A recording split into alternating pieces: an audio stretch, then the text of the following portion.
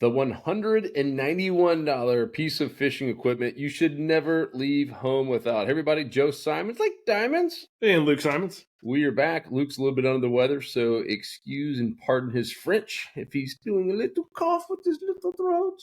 But before we talk about this, dude, offline we were just talking about the brand new feature in smart fishing spots. We've been working on this for a while, and it's the fish identification.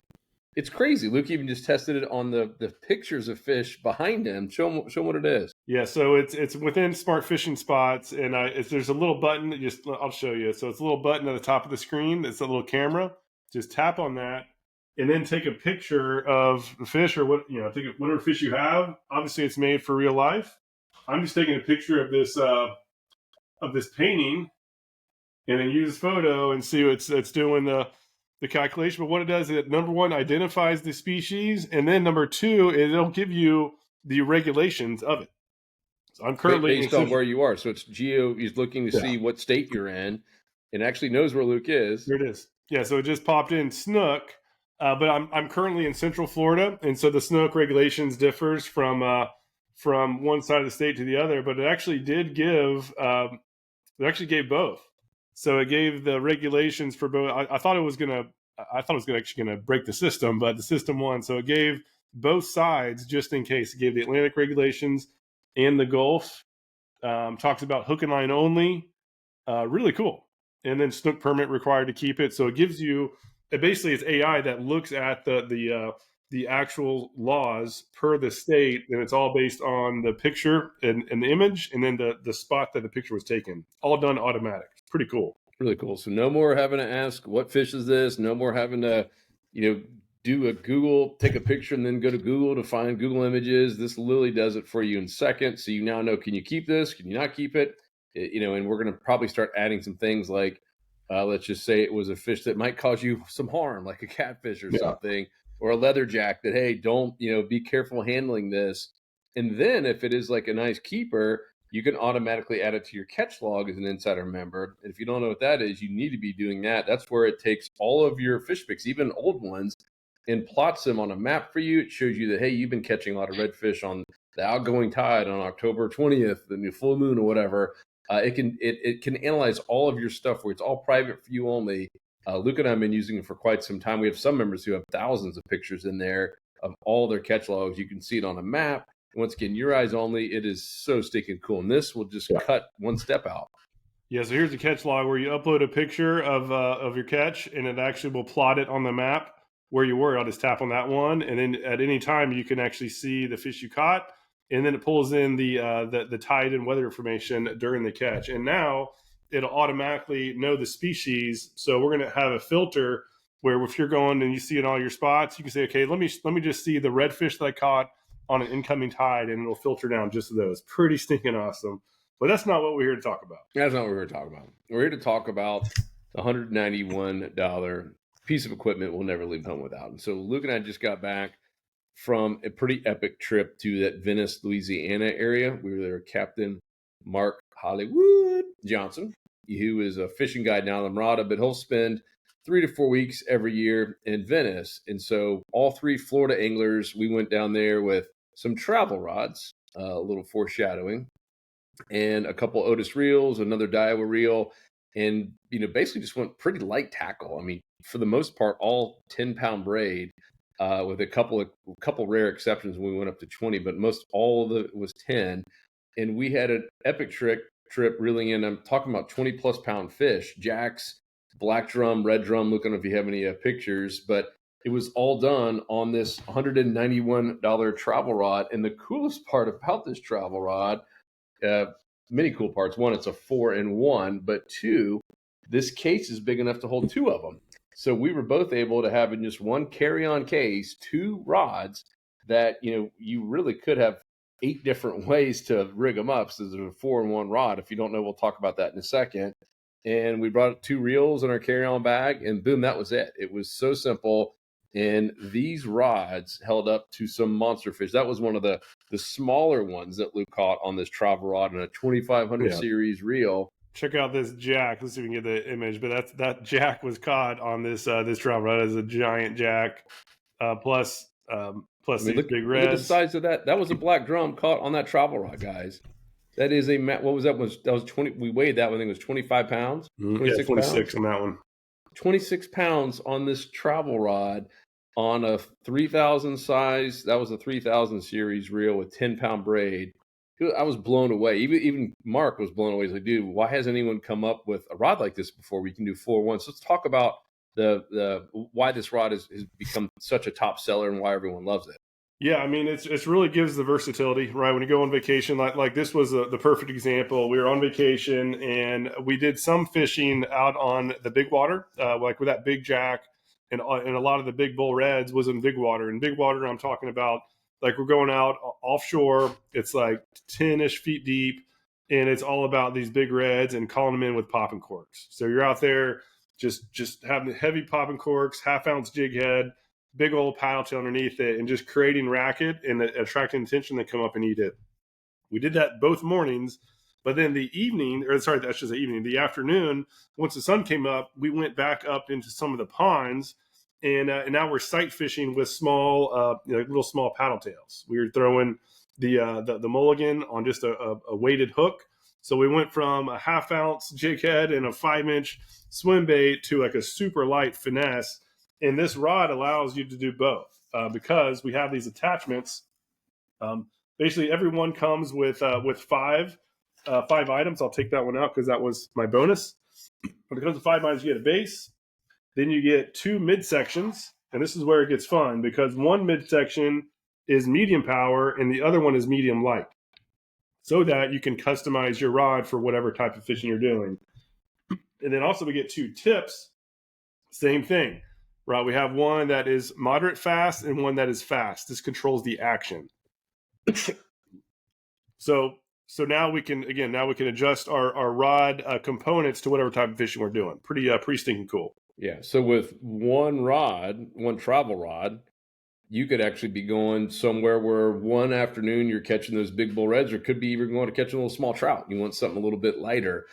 Switch out the reel real quick. So we both had 2 reels and 2 rods. We did make a couple little switches.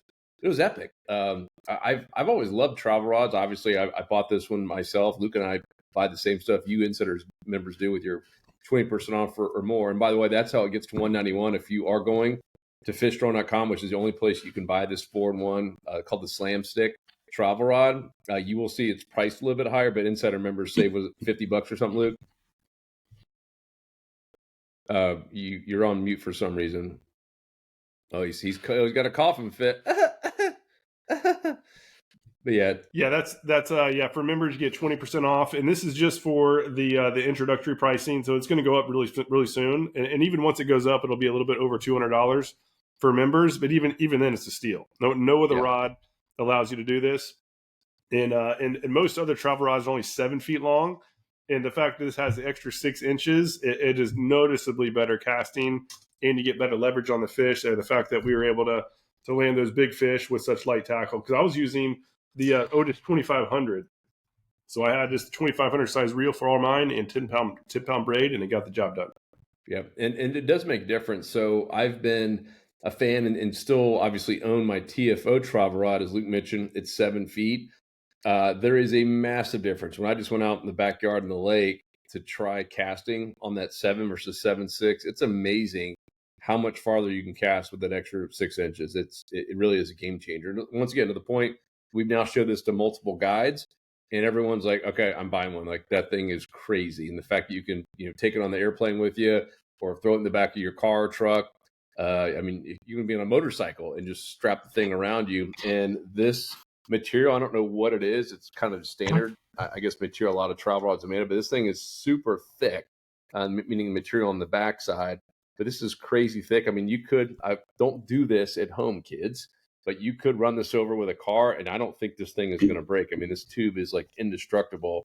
And I don't know, I've just been blown away with it. And the fact you can hold 2 of them here in one, because my other travel rod, my TFO, you can. I mean, it's tight just to get the one rod, the one tip essentially, and then the butt in there. And the fact that you get 2 butts and 4 different tops to exchange it, to interchange it, it is thinking awesome. Yeah, so, and the cool thing, like inside is all organized. So there's a pocket for each item. You can see this is the butt, then we have 2 tips, and then the midsections. The cool thing is that, and we're going to be offering this later this year for everybody who's bought one. They're going to get first dibs. Is we're ordering just the butts themselves, and so that way, if you get just the butt, now you can travel with essentially 2 rods. You can build 2 rods. That's what we did. So, and this butt fits in, right? This is the original purchase.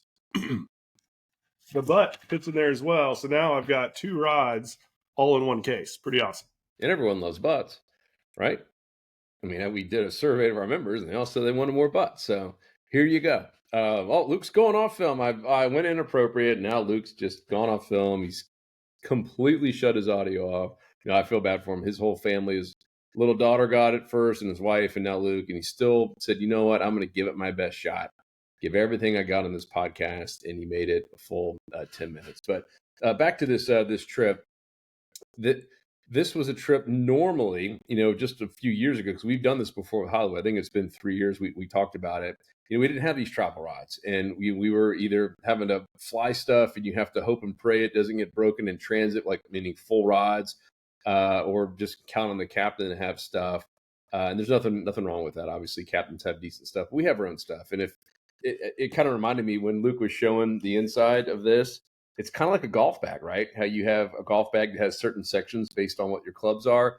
It's no different. If you're a serious golfer, yes, you can always go rent clubs, but there's nothing like having your own, right? Having your own grips and it's sized to you. I mean, this is like kind of like a custom rod, which is why this thing is taking off. And I believe has been our top selling rod of all time, like in terms of total amount sold in the shortest amount of time. That thing just flew off the shelves because I don't think anyone else has ever done. Oh, Lukey's back.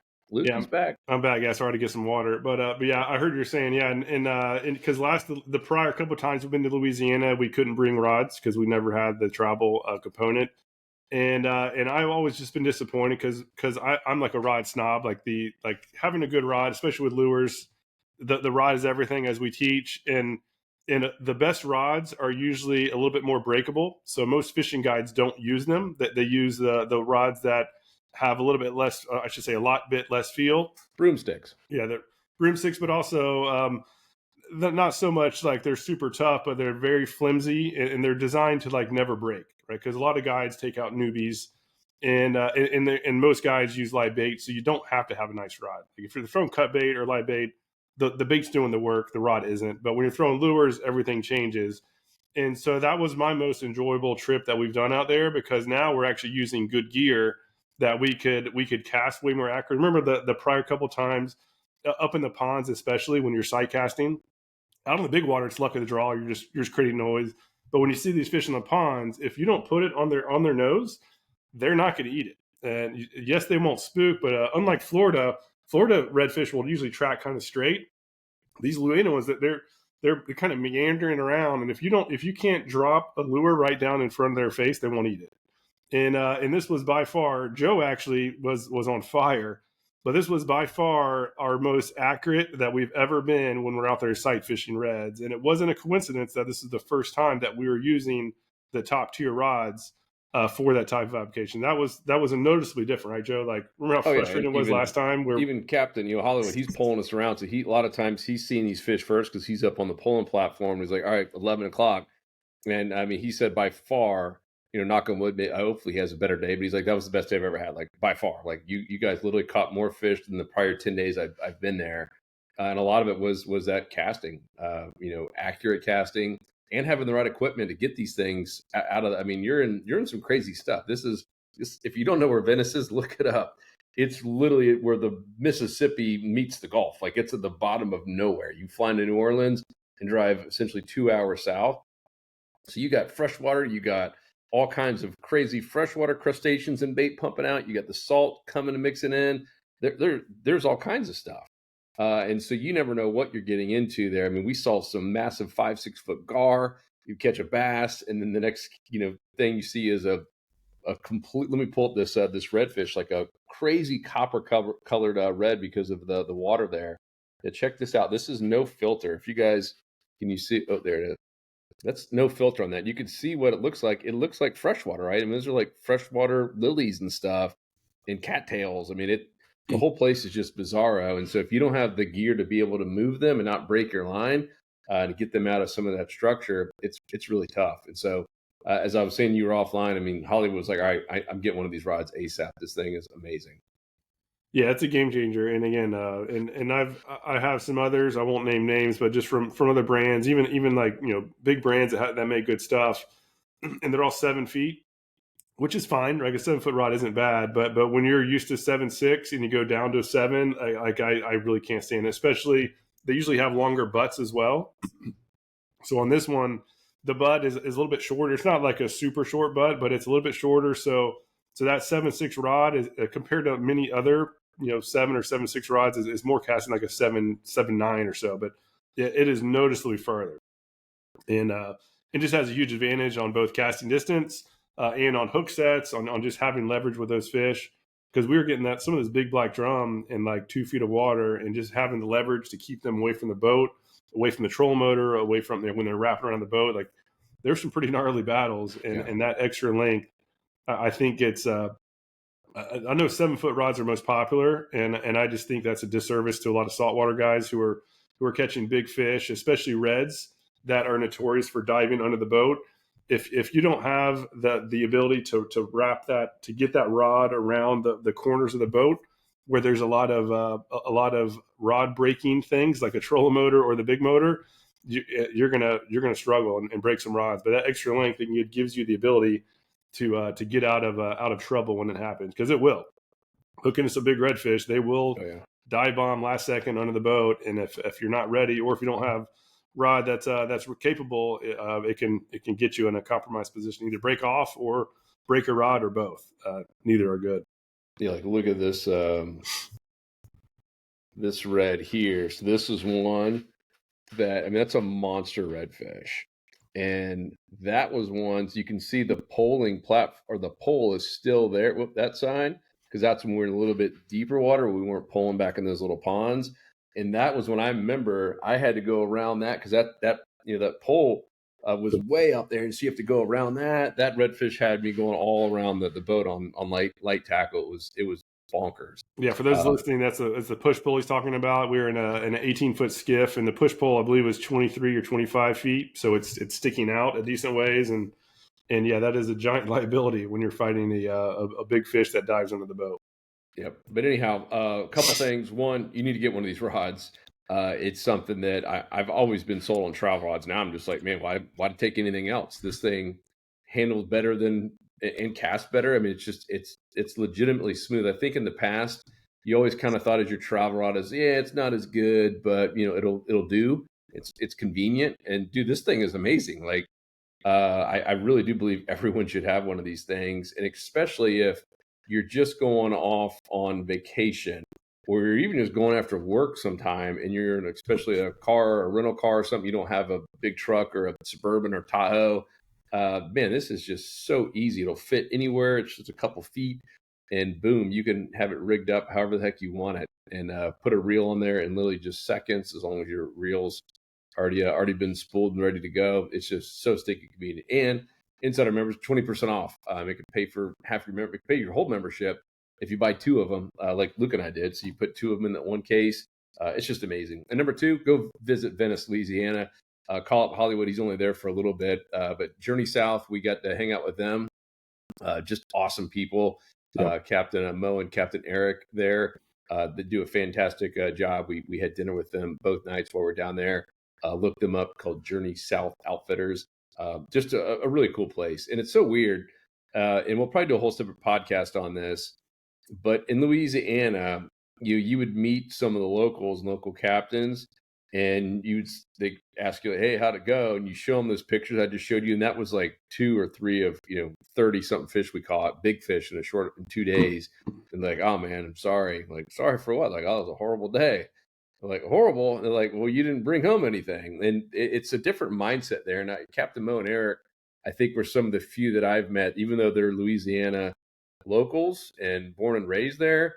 They're some of the few that kind of more go after the sport of it and do a lot of catch and release. My point is, a lot of the people in Louisiana, they're there just to go catch 12 to 14 inch trout and fill up that cooler. And it's all about the fillet table. Fillet, how do they say it? Fillet table?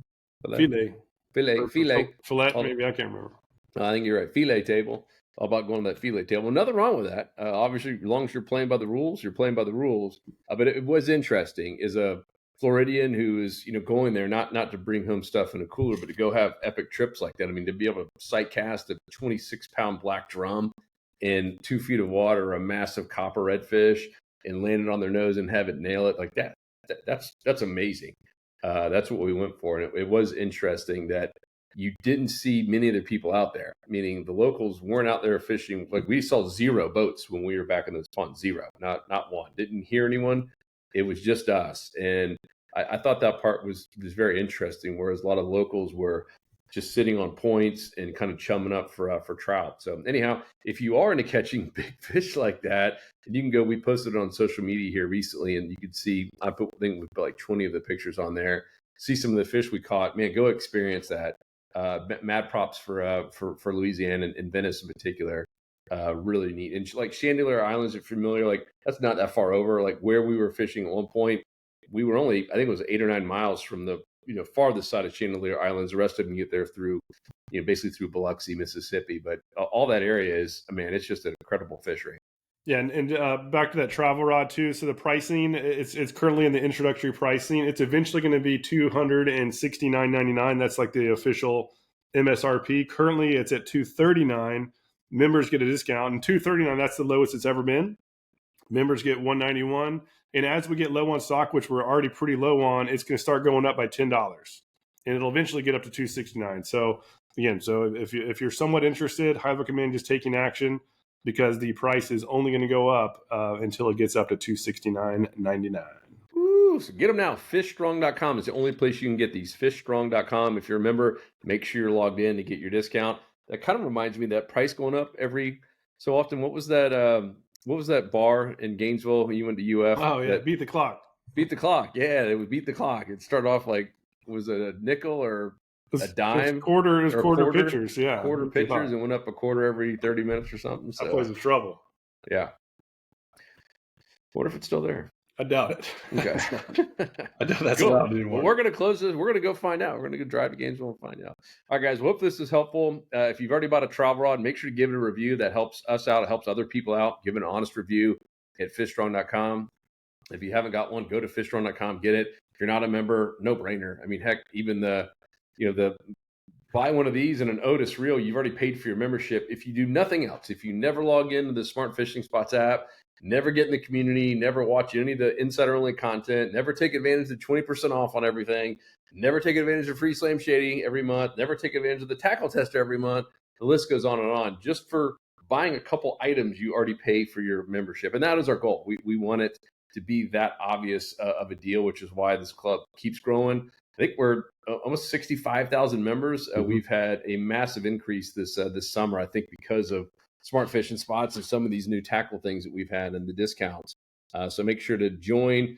As Luke said, some of these prices tend to go up, especially on top selling things. And with all the tariffs and stuff, unfortunately, that plays into part of it as well. And just the fact, man, these things are selling out.